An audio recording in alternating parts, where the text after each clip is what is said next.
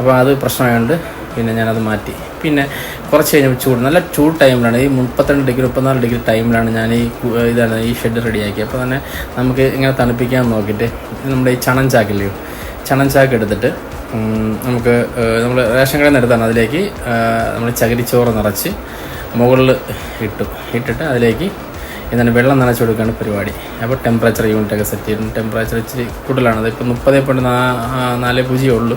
1-2 മഴയൊക്കെ പെയ്തുകൊണ്ടാണ് അത്രയും കിട്ടിയത്. 32 ഡിഗ്രിയൊക്കെ ഉണ്ടായിരുന്നു.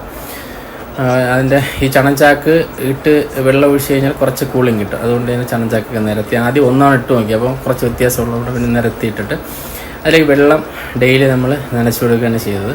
അതിൻ്റെ ഇടയിൽ ഷീറ്റിൽ വെള്ളം ഇറങ്ങാതിരിക്കാൻ ഒരു പ്ലാസ്റ്റിക് ഷീറ്റ് ഇട്ടിട്ടുണ്ടായിരുന്നു.